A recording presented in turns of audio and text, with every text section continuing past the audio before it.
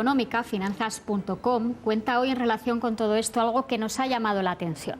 Miren este gráfico.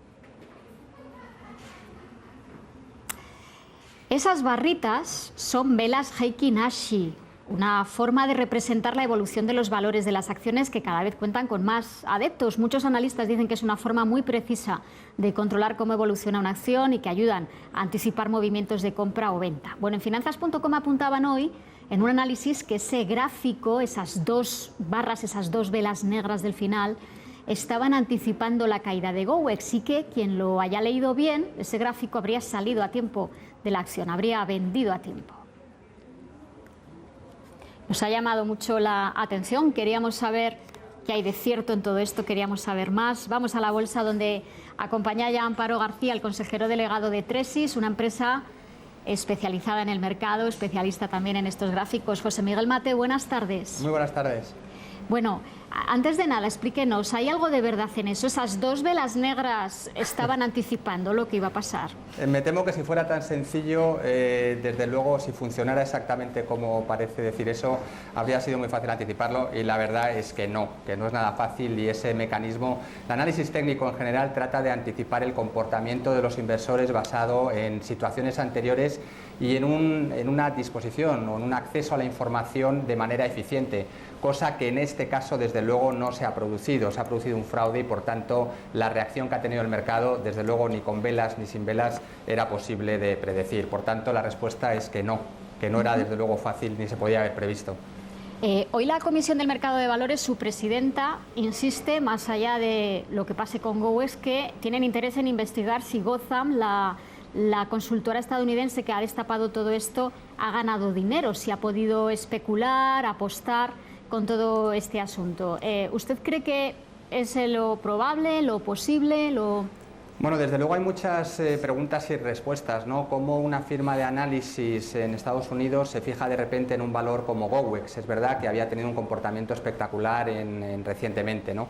Pero la pregunta es por qué esta empresa se fija en GoWex y por qué lanza ese informe demoledor. ¿Qué información o qué acceso había tenido a la información de la empresa para poder emitir ese informe que, como hemos visto, desde luego no estaba al alcance de ninguno de los inversores, ni siquiera de los auditores? Por tanto, desde luego hay preguntas sin respuesta y desde luego es algo que tienen que investigar y por supuesto que si hubiese tenido acceso a una información antes que el mercado, la pregunta es por qué, qué ha hecho con ella, se ha lucrado, ha vendido en corto ese valor y por tanto desde luego es algo que yo desde luego sí que me fijaría y muy detenidamente. ¿Cómo accede a esa información? ¿Qué información tiene? Y por qué en ese preciso momento, si tenía posiciones abiertas, había vendido en corto o no. Desde luego es algo que tiene que hacer sin lugar a duda todos los miembros del mercado, analizarlo.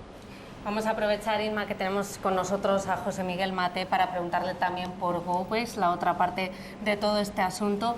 ¿Qué ha fallado? ¿Qué ha fallado para que tengamos este caso de repente, después de años, una empresa cotizando tranquilamente en el mercado alternativo y ser todo un fraude? Bueno, tranquilamente no, ha tenido un comportamiento desde luego excepcional en los últimos años, como bien decías. Ha fallado yo creo que todo. Lo primero, un dolo por parte del consejero delegado, que es confeso, que ha dicho que ha estado desde luego cometiendo fraude, ha falsificado las cuentas, ¿no? La pregunta es, ¿no se podían haber dado cuenta todos los intervinientes del mercado de que estaba haciendo esto?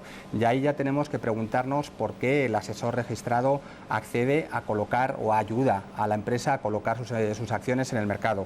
Lo primero, el asesor registrado. Segundo, los auditores no tienen acceso a la información, han hecho realmente bien su trabajo o no lo han hecho. Luego ya el propio comportamiento del mercado. Si bien aquí me atrevería a decir que no me gustaría demonizar ni al sistema ni al mercado, ni por supuesto al mismo mercado alternativo bursátil, que es una fuente de financiación muy necesaria para las empresas españolas. Se cometen crímenes todos los días, hay robos, hay violaciones, incluso a veces asesinatos, y por eso no pensamos que la policía no está haciendo su trabajo.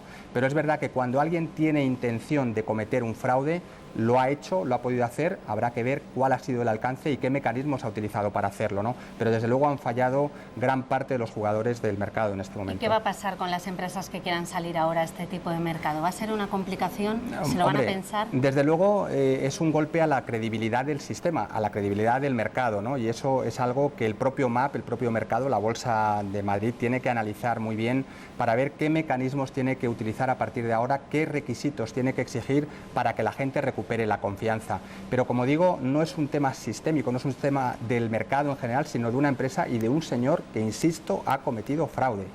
Bueno, vamos a aprovechar, además del caso Huawei, ya que te tenemos aquí, hoy se ha complicado la cosa en el mercado, el IBEX ha estado a punto, ha perdido los 10.700 puntos. ¿Qué factores se han combinado para esas pérdidas europeas? Bueno, son varios factores, ¿no? Lo primero, algunos datos macro que no son positivos, que apuntan a algo que ya conocemos, que es el bajo crecimiento de la economía europea. Lo que pasa es que hoy ataca directamente o afecta directamente a la locomotora de la economía europea, como es Alemania, ¿no? Eso en un primer momento. En segundo momento ha habido varios informes, uno que ha afectado directamente al sector bancos y otro al sector aeronáutico, que han tenido un peso específico, sobre todo a la última parte de la sesión, como digo, en el sector bancario.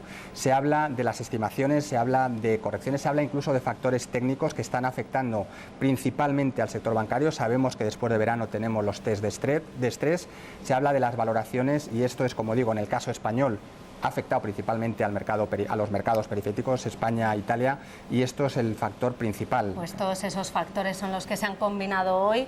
José Miguel Mate, analista, consejero delegado de Tresis, gracias por estar con nosotros en el canal 24 Horas. Hoy hemos visto cómo el IBEX 35 se ha dejado con todos esos factores que nos explicaban un 1,8% y ha cerrado en los 10.689 puntos.